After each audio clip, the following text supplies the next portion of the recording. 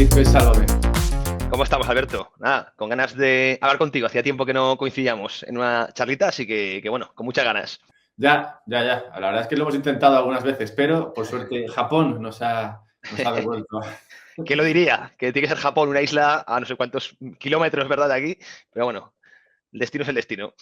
Así es, así es. Tenemos que hablar de Japón y para hoy no está mi nuevamente socio en estas entrevistas, que es Raúl, porque a Raúl realmente no le importa un carajo lo de Japón. Así que lo hemos dejado fuera de esta charla, pero a ti sí que te importa y de hecho te escribí a ti porque vi en Twitter que tú eras de los pocos que seguía el tema de Japón así muy de cerca. A mí Japón me flipa, en particular he hecho bastantes vídeos sobre un banco conocido como Norinchukin, o Chukin, lo llamo yo muchas veces en el canal, y es un banco que ha dado bastante juego y que yo esperaba que diese más, pero bueno, no todavía, o al menos no ha dado más juego. Pero bueno, ahora llegaremos a ese punto. La clave por la que quería hablar contigo de esto y hacerlo ahora es que esta semana ha empezado todo a implosionar lentamente en los mercados de deuda y en particular parece que el desencadenante de todo fue Japón, con una muy mala subasta que se produjo el lunes y luego unos comentarios de su presidente y demás. Total que podemos empezar por ahí, por si te parece qué pasó en esa subasta y qué implica que los resultados de esa subasta fuesen tan malos. Bueno, pues en primer lugar, entiendo a tu compañero Raúl, pero somos algún rarito que nos gusta Japón. Y a ver, como economista, realmente la gente dice esto es una isla que está ahí perdida en el mundo, pero que tendrá que ver con Europa o con Estados Unidos, pero es un player importantísimo a nivel financiero, ¿no? De hecho, es una de las plazas más importantes, luego lo comentaremos por el tema del carry trade. Pero bueno, como has comentado, ¿no? Ha empezado a haber tensión en el mercado de bonos japonés y el desencadenante, pues fue esa mala subasta que hubo, ¿no? Y esto hay que entenderlo, voy a intentar explicarlo de forma natural para ver si me explico bien. Al fin y al cabo, el yen es un pasivo del tesoro, ¿no? Entonces, como todo pasivo, depende de la solvencia del emisor. Y Japón, pues lleva lustros deteriorando su solvencia, realmente, ¿no? Pues está desencadenando déficits constantes, una deuda sobre PIB muy alta, por encima del 255%, la más, de hecho, alta del mundo desarrollado. Y ahora, pues, habían subsistido porque habían tenido una estabilidad de precios, pero bueno, la inflación ha repuntado, que es una cosa que iban buscando, pero quizá se les ha salido un poco de madre, ¿no? Está en el 3,6, si no me equivoco, hemos conocido la última lectura. Entonces, claro, para controlar la inflación, la política convencional es subir los tipos de interés, pero si tienes una montaña de deuda como esa, es kriptonita, ¿no? Subir los tipos de interés porque te dispara el coste financiero. Entonces, a ver, al final el ahorrador todo esto lo ve y está exigiendo tipos más altos ante los riesgos de impago, no impago, o sea, que no me malinterprete la gente, no impago en términos nominales, pero sí impago en términos reales, ¿no? Es decir, que te vuelvan la deuda con una divisa con mucho menor poder adquisitivo, que realmente la inflación la gente no lo entiende, pero es un impago, ¿no? No hay otra forma de verlo, ¿no? Entonces, claro, están dando en una espiral, desde mi punto de vista, muy, muy preocupante. Luego comentaremos, si te parece, alguna solución que pueden tener, pero es normal que les esté costando colocar la deuda a los tipos actuales, ¿no? Yo creo que el acreedor, el ahorrador, está buscando tipos más altos y bueno, pues esta gente lleva muchos años controlando la curva y bueno, pues ahora mismo, desde mi punto de vista, tendrá que intervenir el Banco de Japón seguramente porque está falta ahorro privado para ahora mismo financiar al gobierno a estos tipos de interés, ¿no? Insisto, todo esto no es que haya nacido ahora, es un problema latente que, bueno, pues está viendo las heridas de pues, una dinámica nefasta que, como digo, han ido labrando durante lustros, ¿no? Entonces, bueno, pues está ahora mismo el problema, que no es exclusivo de Japón, pero quizás sea el país más llamativo porque es el país con más deuda sobre PIB y ahora mismo está en un precipicio muy complicado. Porque, como te digo, ¿no? ¿Cómo controlar la inflación ahora? Subiendo los tipos de interés y claro, metiendo pues, en un problema al propio gobierno de Japón, o dejar que esto fluya, que se descontrole el mercado de bonos y esto puede hacer mucho daño al sector financiero. Hablabas de varios bancos. Claro, si sigue cayendo el precio de los bonos, están endeudadísimos, o sea, en su balance tienen muchísimos bonos los bancos japoneses, entonces la caída del precio va a disparar las pérdidas no realizadas y podemos tener una crisis financiera severa, ¿eh? Y esto sí que es sistémico, ¿eh? Como caiga Japón, esto va a hacer una onda expansiva tremenda, ¿no? Entonces, bueno, pues es un problema al cual es difícil encontrar una solución y veremos cómo actúa. Y ahora, si me preguntas un poco mi respuesta, creo que vamos a ver intervención del BOJ, del Bank of Japan, en breves, diría yo que la próxima semana o la siguiente, ¿no? Sobre todo después de conocer ese dato de inflación, el 3,6, que es muy, muy preocupante.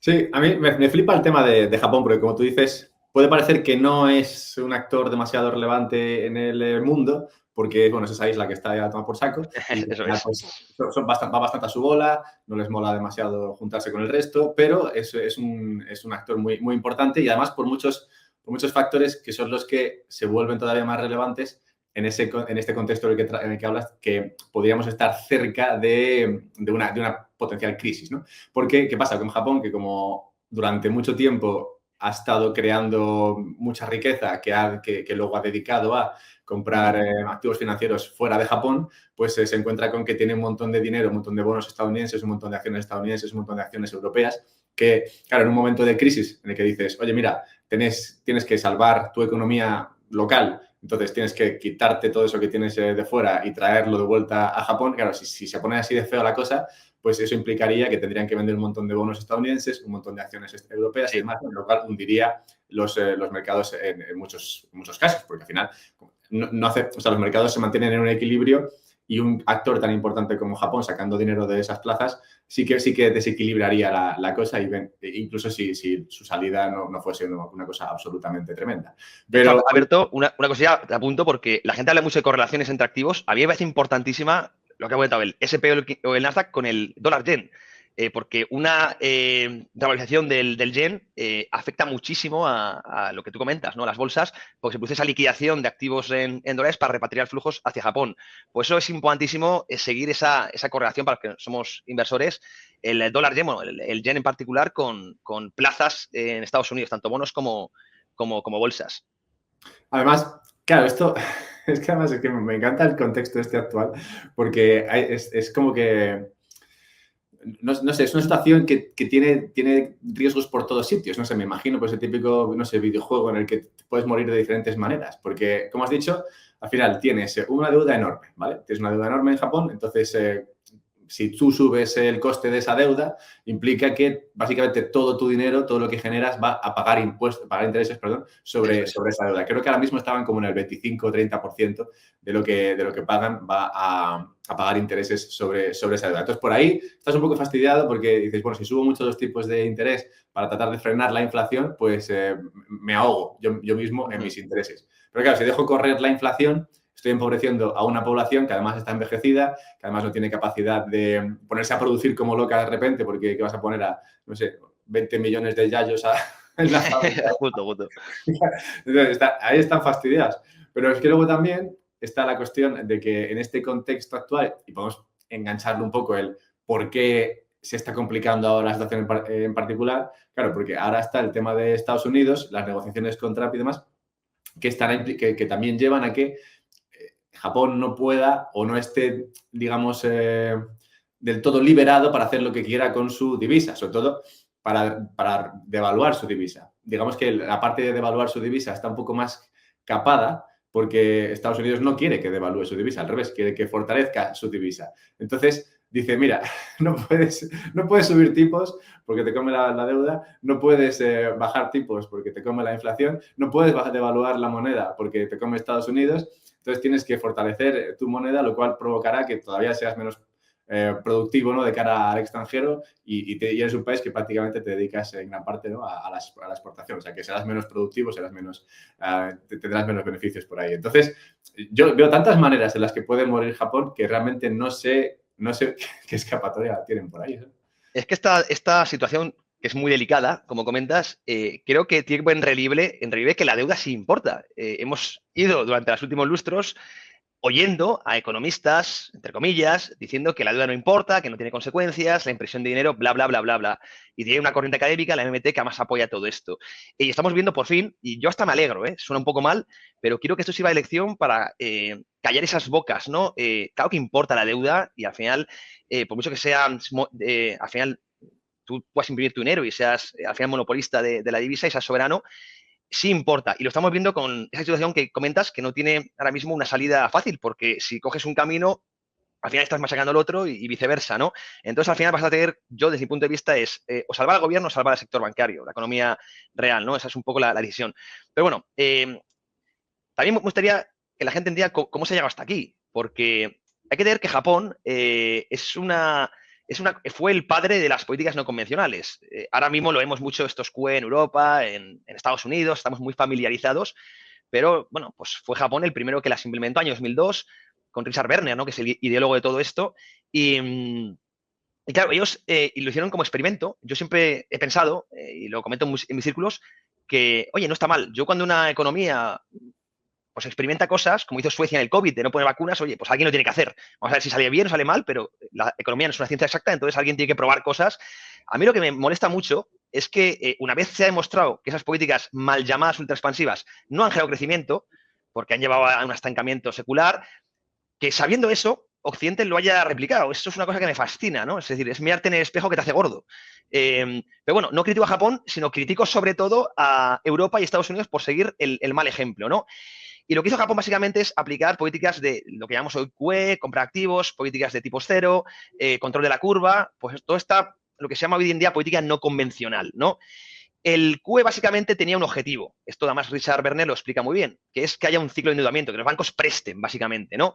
¿Los bancos presten para qué? Para estimular una economía que estaba totalmente demolida con esa pues gran burbuja inmobiliaria que tuvo Japón en los 90, ¿no? Y es decir, a nivel teórico tenía cierto sentido, oye, tú liberas o das liquidez al sector bancario para que presten más. Pero yo siempre digo lo mismo, realmente para que se pueda prestar hay oferta de crédito y demanda de crédito.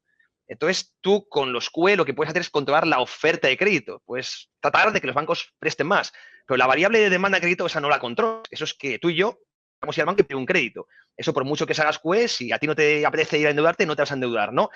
Entonces, fíjate. Claro, porque como dices, ese QE baja los tipos de interés, lo que debería incentivar a la gente a pedir más préstamos, pero incentivarles no es obligarles a pedir más préstamos. Claro, efectivamente. Y además, fíjate la paradoja, porque lo que estás haciendo, realmente, bajando los tipos de interés, es machacando la economía, la estás zombificando. Realmente haces que las poco rentables puedan subsistir, ¿no?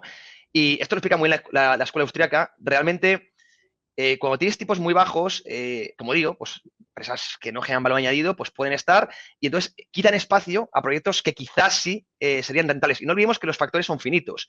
Los trabajadores son finitos, además Japón, has hablado de ese envejecimiento, hay mucha escasez de trabajadores, el capital es finito, las materias primas son finitas, entonces al final si les acaparan proyectos rentables que están anestesiados o al final están subsistiendo por el dinero gratis, evitan que se hagan los proyectos rentables, ¿no? Entonces, claro, la poca demanda de crédito realmente responde a que no hay oportunidades de inversión. Entonces, fíjate la espiral viciosa que es todo esto. Tú favoreces la oferta de crédito, pero a su vez estás machacando la demanda de crédito porque los tipos bajos están haciendo que no haya oportunidades de inversión. Entonces, el fracaso, yo digo que está servido. Ahora bien, esto se ve muy bien a todo lo pasado.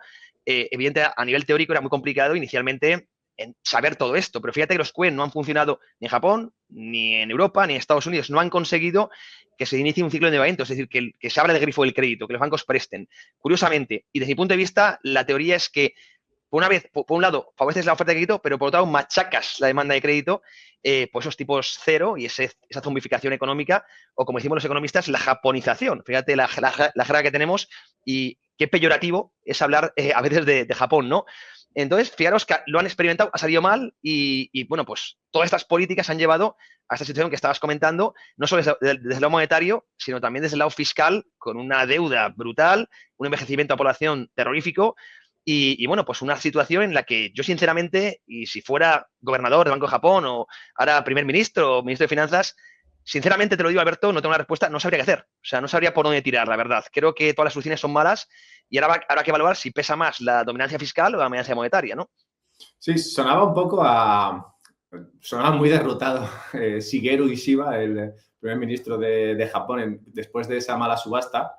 Sí. Salió a hacer unas declaraciones diciendo que la situación fiscal de Japón ahora mismo era peor que la de Grecia. Supongo que refiriéndose a la posición de Grecia cuando Grecia estaba especialmente mal, ¿no? No ahora que está más o menos controlado. Pero me sorprendió, ¿no?, esos comentarios porque son muy derrotistas, ¿no? En plan, mira, esto es una mierda y no hay por dónde cogerlo. Pero casi me sorprende más. Has hablado de... Antes de seguir con el vídeo, darme un segundo. Si queréis profundizar en lo que estamos analizando en este vídeo, os invito encarecidamente a descargaros nuestras guías, nuestros ensayos financieros en tradingpro.app. Aprenderéis sobre plomería, fontanería monetaria, también sobre criptos, blockchain, análisis de empresas, valoración de compañías, fiscalidad en la inversión y mucho más. Esto es perfecto además para complementar la educación, la información que vamos viendo en este canal. Ya me diréis qué os parecen, a ver si os gustan. Seguimos con el vídeo. La mala decisión de Japón, bueno, la mala no, has hablado de que podía haber sido una buena decisión, ¿no? La que tomaron cuando decidieron emprender la vía del QE y bajar los tipos de interés, ¿no? Que luego llevó al control de la curva de tipos y tal. Has hablado de esa decisión que tomaron, que ha tenido estos resultados que no han sido tan buenos, pero es que si te vas más atrás todavía, el caso de Japón me flipa por su capacidad para tomar malas decisiones, que a veces, no, porque a veces yo me planteo si es que están como empujados. O sea, me recuerda un poco también a los alemanes, muchas veces se habla de los alemanes como que son, como que siempre llegan tarde a todo, ¿no? Y cuando, por ejemplo, creo que en el 2007 estaban comprando, pues eso, las últimas subprime, creo que las compraron los alemanes, vendieron Bitcoin, ¿no? A 50.000, creo, o 50.000 Bitcoin cuando estaba a 40.000. O sea, que son bastante malos tomando decisiones. Y me recuerda un poco a lo de los japoneses, que eso, que en los años 90, bueno, a los años 80, ¿no? Cuando están creciendo enormemente, llega a Estados Unidos y le dice, oye, chicos, ¿por qué no revaloráis vuestras divisas, ¿no? y os hacéis un poquito menos atractivos, ¿no? En el panorama internacional? Y Japón dice, venga, va, ok, ¿qué puede pasar, no? Fue el inicio de todo, fue eso, efectivamente. Claro, entonces, toman esa decisión, el yen sube mucho frente al dólar, pierden capacidad para exportar como estaban haciendo hasta ese momento, y entonces, vale, mala decisión. Y la solución a esa mala decisión es el QE, que se convierte en otra mala decisión. Pero claro, yo ya, después de lo que has comentado, yo ya no pienso que es que sea una cosa suya, que sean simplemente malos, sino que, bueno, cabe decir que son todos malos, ¿no? Porque como tú has dicho, luego todo el mundo ha seguido este plan de Japón, del QE y de bajar los tipos de interés, cuando se ha demostrado que efectivamente no es demasiado, no está consiguiendo los objetivos, está, si acaso, manteniendo el status quo, ¿no? Y podrías decir, bueno, ese es el objetivo, quizás, ¿no? Mantener el status quo y que al menos la cosa esté controlada, ¿no? Que es como que está en coma la economía, pero bueno, no está muerto. O sea, que al menos, oye, algo es algo. Yo creo que es malo en general, para el país, para el ciudadano, pero no creo que sea tan malo para el gobierno. Yo tengo una postura un poco liberal o libertaria, si lo quieres, y creo que los gobiernos, al fin y al cabo, buscan esa dependencia y, por tanto, ellos creo que consiguen ese objetivo oculto, y no quiero sonar conspiranoico, pero quizá ellos sí hayan conseguido sus objetivos. Y luego a la base de Estados Unidos, ¿por qué hacen tanto caso a Estados Unidos cuando realmente se están pegando ellos un tiro en el pie? Esto pasa un poco como Alemania y Europa, ¿no?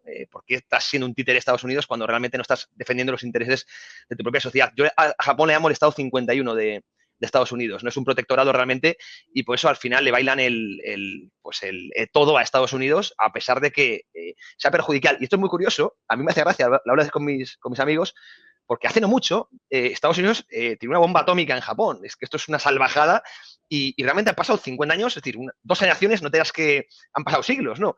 Y aún así ahora Japón parece que le baila todo a Estados Unidos. A mí es una cosa que me fascina, pero es curioso la historia, ¿verdad? Pero es buena esa porque, perdona, pero es que me apasiona esto porque, claro, o sea, al final la razón, ¿no? La única razón que se me ocurre por la cual podrías justificar esto es que la misma sociedad japonesa encontró un culpable o alguien a quien echar la culpa de esa situación, de esa deshonra, de esa derrota a manos de los estadounidenses, y no fue Estados Unidos, ¿no? Sino que, digamos, la culpa o el culpable fue el emperador en ese momento y los generales que tomaron esa decisión y que llevaron a Japón por el mal camino, y que, de hecho, Estados Unidos se presenta casi como un salvador de alguien que tomaba malas decisiones, como podía ser en ese momento el emperador y los generales, y que, gracias a Estados Unidos, Japón salió adelante y recuperó su grandeza, ¿no? Entiendo que esa es un poco la visión que tienen allí, porque es verdad que no hay ningún prejuicio, o al menos no aparente, frente a Estados Unidos. Y me pregunto si se podría aplicar algo parecido, ¿no? A esta situación de lo que pasó entonces, porque al final, ahora mismo se puede ver desde fuera, nosotros podemos ver la situación un poco de forma abstracta y decir, vale, el culpable de esto es el QE, pero igual ellos no lo ven así, ¿no? Igual ellos en su narrativa no ven al QE como el culpable, igual que Japón no ve a Estados Unidos como el enemigo en este caso, sino que igual encuentran que el problema está en otro lugar, y es por eso que no están atacando el problema que realmente deberían quizás atacar. En primer lugar, la mayoría de la sociedad, aquí tú y yo somos dos frikis, hay poco, es una burbuja entre los economistas y la gente de a pie no sabe lo que es el QE ni el control de la curva, por lo general no tienen ni idea, ¿no? Entonces se puede un tío de la calle y claro, buscará otros culpables y luego es muy gracioso porque ahora me meto un poco en soluciones porque quiero darte alguna para ser un poco positivo, ¿no? Pero realmente la gente dice, es que Japón ya ha endeudado muchísimo tiempo, esto es un poco la visión más neo-keynesiana, ¿no? Y realmente van bien, joder, la gente, yo estoy en Japón, la gente vive bien, tiene unos estándares de vida más o menos aceptables, pero realmente en los 80, y tú lo has comentado muy bien antes, Japón iba a superar a Estados Unidos como primera, o tenía la expectativa de superar a Estados Unidos como primera economía mundial, se iban a comer el mundo, y a día de hoy están perdiendo muchísimo terreno. De hecho, Alemania ya le ha pasado en PIB y tarde o temprano el sudeste asiático se lo va a comer. Japón está en decadencia pura, pero claro, subsisten, van bien, porque los estándares eran tan buenos que se han mantenido. Pero ese conformismo no es algo elogiable, ni mucho menos. Entonces, la gente que defiende es que Japón, a pesar de la deuda, pues se mantiene. Y yo sí, se mantiene, pero claro, eso es lo que quieres para tu país, que esté estancado y que como vivían bien, sigan viviendo bien. No, tú tienes que progresar, ¿no? Entonces, siempre esa explicación, insisto, de esos voceros o propagandistas de la MMT, de que, oye, a pesar de la deuda, pues se mantienen bien, me parece un argumento muy estéril, porque realmente estas políticas no han generado crecimiento. Japón, para que te hagas una idea, encadena una recesión cada 4 años y medio, más o menos, y si tú agregas el crecimiento de los últimos 30 años, es ridículo. Es decir, está esclerotizado, no ha crecido nada, ¿no? Ahora bien, sí, la gente vive bien. Claro, Sí, no te digo que no, pero bueno. creo que es en gran parte lo de la sociedad vive bien, creo que es en gran parte por el tema de la vivienda. Porque si te fijas, lo de la vivienda en todos los países es una cuestión que, digamos, tiene un peso enorme sobre la percepción de la población. O sea, da igual donde estés, si el acceso a la vivienda es bueno, la gente al menos está bastante contenta. O sea, si Sí, el estoy de acceso a la acuerdo. vivienda es imposible, entonces fatal. Porque, por ejemplo, Australia, que he estado hace poco estudiando el tema, tal, estaba muy bien, ¿no? Australia es el mejor sitio del planeta, tal, han empezado a subir Los el coste de precios. la vivienda, sí, y entonces ya es como, hostia, Australia es lo peor, se ha acabado el mundo, ya no. Entonces, en Japón pasa justo lo contrario, que como tú dices, no está creciendo, no crece nada, dentro de los últimos 30 años, totalmente parada, Claro. ¿no? Un poco como Italia también, pero no tiene el problema de la vivienda, porque han gestionado muy bien la cuestión de la vivienda, han permitido construir todo lo que ha hecho falta. Sí, efectivamente. No ha crecido la población porque son anti-inmigración y, bueno, y también pues no han tenido muchos hijos. Entonces, entre que permiten la construcción y que no están creciendo demasiado como población, pues las casas, el acceso a la vivienda, hasta ahora al menos, estos últimos año y medio, 2, no ha sido nunca un problema. Y entonces la gente está bastante contenta, a pesar de que, como tú dices, no van para arriba, pero no van para abajo. Entonces dice, bueno, pues puedo comprarme una casa, puedo vivir, pues para adelante, ¿no? Estamos correctamente. Mientras que en otras sociedades que igual están creciendo más, si el acceso a la vivienda es peor, entonces la población está más descontenta. Es curioso. Pero me parece un argumento tan conformista a mí ese, es que sí estoy de acuerdo, ¿eh? Que además la mayoría de la sociedad te lo va a comprar, oye, yo más o menos vivo bien, pues me conformo, ¿no? Y los políticos juegan mucho con eso, pero realmente si tenemos que analizar como economistas, si a nivel teórico, el éxito o el fracaso de una política, no deberíamos valorar que la sociedad sea conformista o no, sino que, oye, se está creciendo en comparación además con otros países desarrollados, etcétera, etcétera. Y ahí Japón ha sido un fracaso y eso nadie me lo puede discutir y todo viene, insisto, de unas políticas mal llamadas, ultra expansivas, políticas de deuda, que sabemos a día de hoy, y esto es un hecho, no es una opinión, que no han generado crecimiento. Entonces es un experimento que yo no digo que esté mal probarlo, pero desde luego cuando ya ves que el resultado ha sido malo, pues oye, hay que reconocerlo. Entonces, a día de hoy espero que sea la dirección para toda esa corriente académica que cada vez es más, que cada vez tiene más altavoz, para decir que la deuda sí importa y que la responsabilidad fiscal para mí es importantísima. Y creo que políticas de austeridad que se dicen de forma muy peyorativa es lo que debería empezar a aplicar Japón, sobre todo cuando se ha ido de madre todo el tema de la deuda, que es lo que ha estancado su economía. Bien, ¿no? Porque esto nos va a llevar a posibles soluciones, ¿no? Dentro de ese laberinto de peligros máximos en el que se encuentra ahora mismo Japón. Porque una cosa que has comentado antes, que también me parece simplemente bueno reseñar, porque lo he comentado en otros momentos, es lo de la zombificación. Hace, creo que 5 o 10 años, y seguramente la cosa no ha cambiado demasiado, Japón era el país del mundo con más empresas zombie, ¿no? Que son empresas que, no sé, la calificación exactamente no sé cómo se definían, pero creo que eran empresas que no ganaban lo suficiente como para servir su deuda, Sí, pero... para cubrir los intereses, básicamente. Exactamente, entonces, pero lo hacían emitiendo más deuda. Eso es. Y así, Como es gratuita, pues oye, puedes ir roleando ad infinitum, claro. Claro, lo cual es, digamos, un argumento en contra de él permitir que los tipos de interés suban, porque en el momento en el que los tipos de interés suban y has creado, pues eso, una cantidad importante de empresas zombie que tienen a mucha gente empleada y demás, y si dejas que suban los tipos de interés, esas empresas ya no van a poder seguir jugando a esto de emitir deuda para pagar intereses. Si quiebran y te encuentras con que, pues eso, no sé, un 10% de la población de repente está en el paro, pues eso tampoco es políticamente aceptable. Entonces, ¿qué se te ocurre? Aunque claramente, como has dicho, no hay una solución. Que sea, no, es que esto es obvio, hay que hacer esto y ya está, ¿no? ¿Qué opciones más o menos podemos aquí plantear para Japón? Yo te va a sorprender, pero yo sí soy partidario de esa destrucción creativa, lo que comentas de subir tipos y todas las empresas que no deberían estar existiendo desaparezcan, liberen recursos y realmente se reconstruya un poco la economía y inicie un nuevo ciclo de auge como tiene que estar. Si tú zombificas la economía, lo que haces es evitar esa destrucción creativa y a veces es mejor el dolor a corto plazo para crecer a largo plazo que evitar ese dolor a corto plazo para mantener el stand-by a medio y largo plazo. Entonces sé que es complicado porque políticamente no tiene rédito electoral, lo que estoy comentando. Es complicado porque ningún partido te lo va a permitir, pero a nivel económico es lo que habría que hacer. Y no solo en Japón, en general es como receta para todas las economías que sufren un poco de este mal endémico, ¿no? Pero mi solución sería esa, es dejar que realmente quiebren las empresas que tengan que quebrar y sobre todo esos factores productivos se liberen para, insisto, desarrollar ya sectores productivos, como han añadido, empresas que sí tienen que estar, ¿no? Economía de mercado, si es que no estoy inventando la rueda, esto es economía de mercado. No, eso, o sea, te lo compro totalmente, eso sería un poco idealmente la solución, pero como hemos dicho, o sea, políticamente es difícil. Pero incluso aceptemos que viene, no sé, el Milei japonés, ¿vale? Y que dice, mira, chicos, no tenemos un problema de inflación, pero tenemos un problema de zombificación y de falta de productividad, falta de crecimiento y de que aquí vamos a morir todos en nuestro propio charco. Entonces, vamos a tratar de cambiar esto y entonces la manera de hacerlo podría ser efectivamente a base de permitir esa destrucción creativa, quebrar a toda esta gente y que la cosa empieza, que se liberen esos recursos, ¿no? Que ahora mismo están tomando de la economía y que esos recursos pues ahora vayan a mejores lugares. Pero avancemos un poco por ese carrilillo. Porque, claro, ¿esto qué implicaría? Implicaría que tendrías que dejar que los tipos de interés suban más. Básicamente, no tienes que controlar la curva. Mira, Japón ya controla la curva, ya aprovecha políticas. ¿Y dónde estamos hoy? Estamos en mayo del año 2025. Explica si quieres lo del control de la curva por si alguno no lo sigue.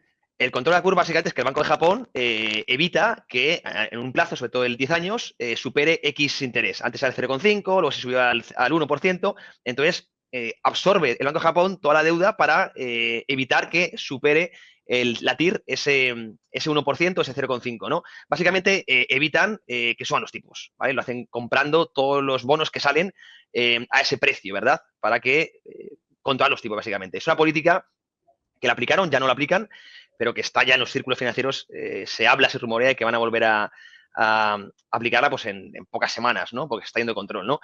Entonces, yo lo que digo es que si ya han intentado esa política y ha fracasado, porque estamos hoy hablando de esto tú y yo, a mayo de 2025, es porque esa política no ha tenido éxito. Entonces, realmente sí, puedes volver a intentarlo, pones un parche, pero realmente es poner un parche a una grieta enorme. Entonces, realmente no estás solucionando el problema de raíz. Entonces, bueno, pues sí, tratar de encontrar la curva, pero insisto, yo creo que va a acabar muy mal la cosa. O sea, no creo que sea esa la solución.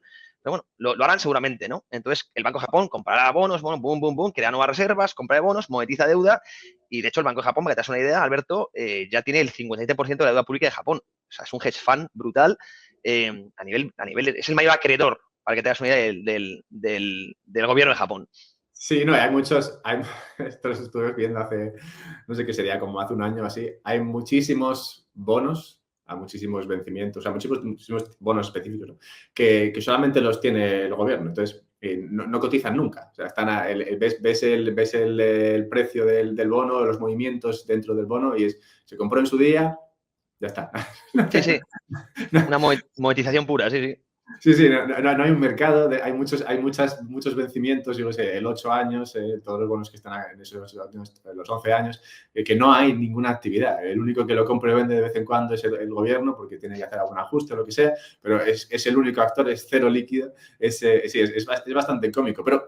Pero claro, avancemos por ahí, porque si tú dejas que, si tú dices, venga, vale, vamos a plantear la solución de no controlar la curva de Claro, tipos, dejar que esto crezca. Que lo primero que pasaría sería que el bono pues, seguiría subiendo, ¿no? sí.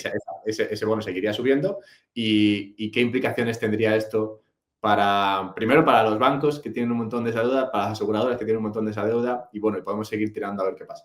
Seguiría subiendo el rendimiento de los bonos, cayendo el precio, ¿no? Si lo miras desde la otra perspectiva, ¿no?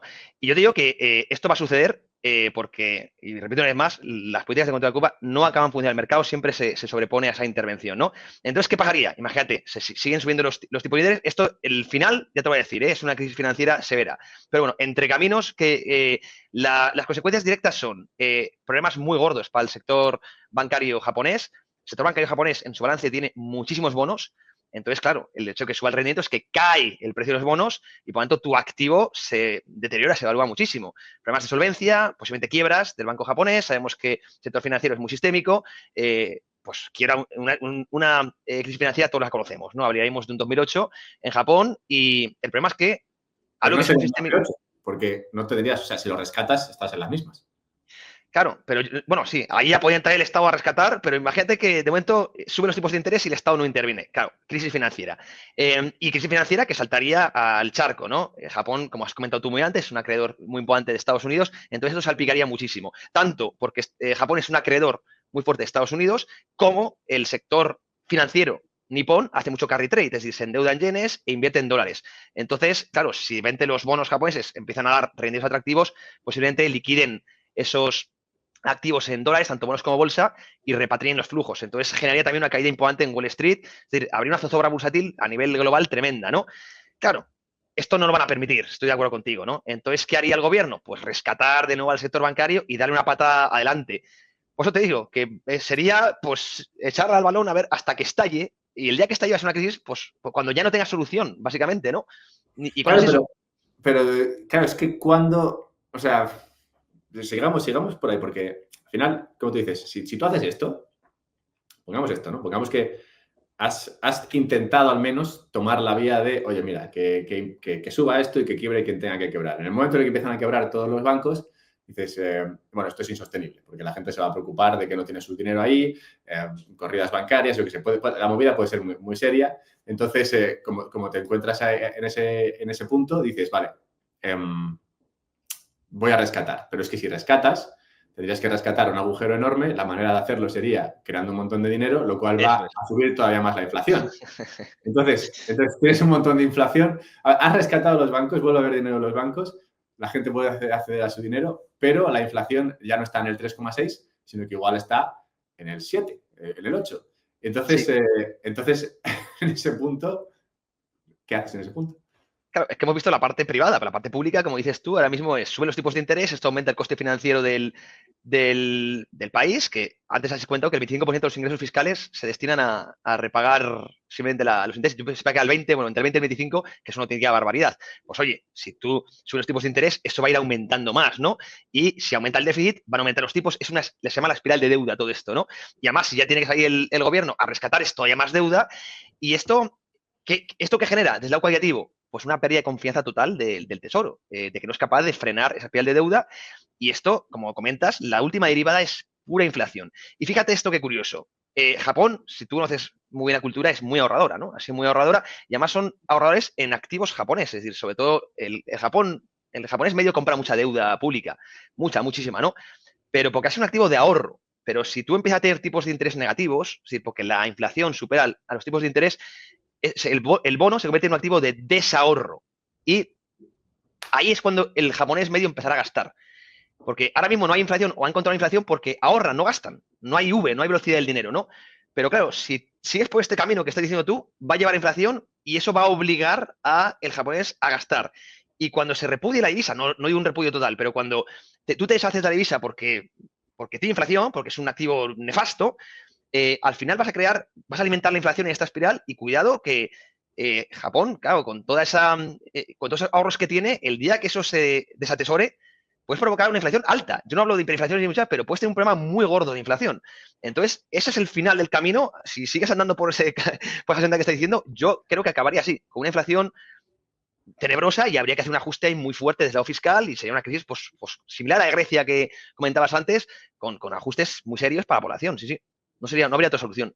Vale, pues vamos a coger otro carril, porque este pinta chungo, a ver, no digo que no, es probablemente más factible, pero hemos hablado antes de la cierta querencia que ha demostrado Japón a lo largo de su historia en satisfacer los deseos de Estados Unidos, allá cuando Estados Unidos le ha dicho que haga cualquier cosa. Entonces, lo otro que he comentado antes es que Trump no quiere que las divisas del resto de países con los que tiene mucho comercio se devalúen frente al Claro. dólar. Si vamos por el camino ese que hemos comentado, eso acabaría en devaluación del yen, lo cual no sería del agrado de Estados Unidos. Entonces, podemos ver un escenario en el que Japón trata de apreciar su moneda. ¿Y eso qué implicaciones tendría? O sea, imagínate que intenta apreciar su moneda, o al menos no depreciarla. ¿Cómo iría eso?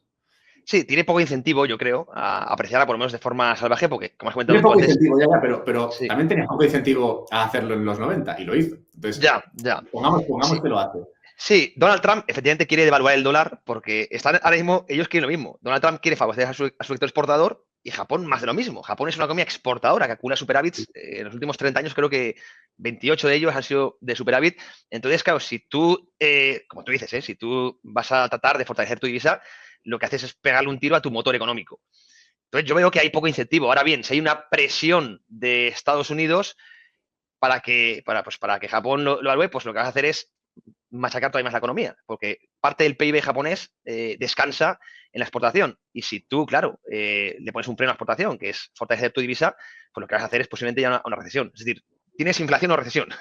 Es un Pero, poco las dos pero, vías. pero espérate, porque entonces, o sea, esto lo estoy pensando según me da, ¿eh? Es que como me has llevado por ahí, bueno, como he sido por ahí, pues ahora he pensado, hostia, ¿y si se hace lo contrario? Pero claro, porque realmente has comentado que si sube mucho la inflación, o sea, Japón, digamos que no hace nada, simplemente deja que, como ha pasado estos últimos mes y medio más o menos, la moneda se sigue apreciando, sigue comiéndose la inflación esta que está teniendo, pero lo deja ir. Entonces, la inflación sigue subiendo, la producción sigue siendo castigada debido a estas, bueno, al tratar de mantener la divisa fuerte, y ese incremento de la inflación debería promover el gasto interno. Uh -huh. Entonces, si promueves el gasto interno, de alguna manera lo que podrías, sin llegar a hacerlo totalmente, pero lo que podrías hacer es un poco compensar esas exportaciones, que hasta ese momento son lo que te nutre. Bueno, pero si incrementas el gasto interno, entonces algo de lo que estás dejando de ganar por las exportaciones lo ganarás por la demanda interna. Y eso es justamente lo que Estados Unidos yo creo que le está pidiendo a Japón. Pero en ese escenario, oye, pues yo no lo veo tan poco factible, ¿no? Igual esto es un Sí. poco... Ese equilibrio que está diciendo es interesante. Es decir, claro, lo que ahora mismo no hay demanda interna para satisfacer la sobrecapacidad, pero si la inflación lleva a que haya más gasto, quizá puedas al final vender el exceso dentro del país. Yo creo que es complicado porque no es sencillo realmente aumentar la demanda. Es lo que está intentando hacer China en los últimos 10 años, ¿no? Que haya más gasto interno, pero para ello tiene que haber más salarios. Entonces, al final, todo descansa en la productividad. Yo creo que sí, entiendo tu equilibrio y sería el escenario ideal, pero lo veo complicado, sinceramente. Oye, hay que ser optimistas y puede ser, ¿no? Claro, hay cines blancos, ¿eh? Y puede haberlos, que es que llegue una revolución productiva, por ejemplo, con la inteligencia artificial o eso yo creo que es un poco la salvación que pueden tener todos estos países de que llegue un boom de productividad que no es descartable y por ahí podrían salvar un poco los problemas de deuda que tenemos. Pero claro, ya te estás agarrando un clavo ardiendo y bueno, oye, pues todo puede pasar en la vida, pero hombre, No, incluso hay que puede ser ir mal. realistas, hay que ser O sea, realistas, ¿no? incluso puede ir mal. O sea, yo no sé si por esa vía, por la vía de, vale, pues dejamos que la inflación nos coma. Y, o sea, porque tú has dicho, al final lo has planteado muy bien, es o salvar al sector bancario o salvar a la población, ¿no? Entonces, si tú dejas que la inflación suba enormemente, pues la población va a sufrir, porque de repente pues, se están comiendo una inflación, no tienen ahorros, se van a comer todo ese ahorro que dices, ¿no? Que tienen, se lo van a gastar. Vale, ok, eso mal. Y de hecho, y van a vender muchas acciones también que tienen estadounidenses y demás, lo cual también malo para la bolsa estadounidense, pero eso parece que le da un poquito más igual a Trump a día de hoy, ¿no? Pero bueno, vale, pues como dices, la alternativa esta, la de dejar que la población sufra, puede llevar a que acabe todo tremendamente mal, Pero también acabó todo tremendamente mal cuando decidieron subir su divisa frente al dólar en los 90 o cuando decidieron ir por el camino del equilibrio. O sea, esto puede acabar. No digo ni siquiera que esto pueda ser un cisne blanco. Digo que puede ser la vía que tomen, que igual luego acabará horrible, igual acabará en hiperinflación y peta todo. Pero que no me extrañaría, después de ver un poco las fichas, ¿no?, cómo están colocadas contigo, no me extrañaría que esta sea una vía por la cual puedan ir, incluso si solamente por hacer caso a Trump. Es que las causas tienen consecuencias. Es decir, yo, o sea, no quiero ser, de hecho, quiero que atraviesen pues un mal trago, pues una crisis, que a veces la gente lo ve como algo muy, muy negativo, pero a veces es la medicina, como digo, para luego curar y tener una vida más longeva, ¿no? Como digo, yo cuando contesto mal a mi novia, pues espero una reprimenda, ¿no? Pues toda causa tiene su consecuencia. Japón ha hecho mal y no hay soluciones mágicas. Oye, tendrán que atravesar pues una situación complicada derivada de las malas políticas. Como siempre digo, pues hay que ser realistas y además ser adultos, ¿no? Has estado tomando muy malas políticas, has vivido del cuento durante mucho tiempo, mucha deuda y todo tiene sus consecuencias. Y esto lo estamos viendo en Japón, que es como el proxy adelantado de lo que vamos a ver en 10 años en Europa. Bueno, en Europa ya lo estamos viendo. Y Estados Unidos quizá, como es una economía tan dinámica y que tira de la palanca del crecimiento, pues lo podrá evitar. Pero desde luego en Europa el espejo es el mismo y todo esto que estamos hablando hoy lo hablarán el Alberto Mera del futuro, lo estará hablando con el José Basagüete del futuro en un podcast diciendo que Europa, ¿qué solución tienen? Y verán este tal y dirán, oye, pues mira, esto ya lo debatían hace 10 años. Sí, no, pero yo creo que pueden ir por ahí y quizás, claro, lo que pasó en los 50, 60, ¿no? Fue que quitaron, o sea, eliminaron el problema de deuda, que al final es lo que quiere hacer Japón, y un poco lo que intentaban, ¿no? Cuando decías, intentaron conseguir inflación, se les ha ido un poco de las manos y ahora quieren controlarlo, ¿no? Sí. Pero bueno, en los 50 a los 60 pasó un poco esto, ¿no? La inflación se comió la deuda. Había inflación, había represión financiera en el sentido de que no podías conseguir intereses reales, o sea, no podías conseguir un retorno real sobre tu deuda. Bueno, pues todos los que tenían bonos se los comieron con patatas y ya está, se convirtieron dos décadas en pérdidas, pero después de 2 décadas la deuda había caído mucho frente al PIB y la cosa estaba un poco más saludable, digamos, ¿no? Entonces, yo no sé, a ver, yo creo que es difícil convencer a quien sea, ¿no? O sea, Japón, Europa, a quien sea, de seguir este camino, porque es políticamente poco aceptable. De hecho, una cosa que mate más elecciones, ¿no?, que la inflación. Biden, por ejemplo, también se dice mucho que fue por ahí. Pero bueno, es que me parece que es por donde podrían acabar tirando. Yo creo que también. Lo que ha pasado. Al final la inflación es que diluyes el problema entre toda la sociedad, ¿no? Toda la sociedad pierde un poquito, ¿no? Entonces, claro, mejor eso que pierdan pocos, o sea, que pierdan todos, suele ser como lo más silencioso, digamos, ¿no? Yo creo que recurrirían ahí porque es la palanca más fácil para el político. Y lo has comentado muy bien, es que el Japón en el año 91 tenía un ratio de deuda sobre PIB del 60% y a día de hoy lo tiene del 260, es decir, realmente ha acumulado toda esta deuda en 3 décadas, es que es una cosa salvaje, ¿no? Entonces, creo que harán como te he dicho, ese ajuste de tirar de inflación, yo creo que va a pasar también. Y para mí es el impuesto más miserable largo, porque afecta a las clases más bajas, y licuar la deuda en términos reales y empezar de nuevo el ciclo. Es que esto más ya lo hemos vivido. Como digo, la economía es muy cíclica, pero por desgracia tiene poca memoria. Pero todo esto ya ha sucedido y volverá a suceder, y como siempre comento, el que tiene pasivos del Estado, yenes y bonos, es el que más va a sufrir. Bueno, José, no se me ocurre otra vía. Creo que hemos visto las dos más o menos posibles. Ir por el control o ir por el descontrol. Me ha gustado ser más optimista, pero bueno, a veces yo siempre digo, hay que ser realista, ¿no? Y ojalá veas la cosa mejor, pero oye, a veces el pasar por un mal trago te enseña, y sobre todo a las futuras generaciones, ¿no? Y a los voceros también economistas, para que se dejen decir sandeces, como siempre digo, ¿no? Veremos si se acelera, veremos si lo de esa subasta que desencadenó un poco todo fue, bueno, una que se les escapó, o si realmente veremos que esto se empieza a recrudecer desde ahora y tenemos que juntarnos de nuevo dentro de apenas 2 meses para ver qué ha pasado. Pero, oye, me alegra tener a alguien con quien hablar de Japón. Este escenario que hemos planteado ha surgido naturalmente, orgánicamente, ¿no?, de la conversación, así que creo que ayuda tener estos intercambios y la verdad es que no sabía con quién hablar de Japón, así que muchas gracias por estar aquí. Sí, no es fácil encontrar gente para hablar de Japón, pero bueno, somos raritos, pero Dios los cría y ellos se juntan, ¿no? Para la próxima venimos aquí con vestidos de Goku, Naruto. Eso es. Pues nada, muchas gracias, Alberto, por la invitación. Nada, a ti, cuídate. Un abrazo muy fuerte. Inversión, bolsa, criptomonedas. Te contamos la actualidad que mueve los mercados.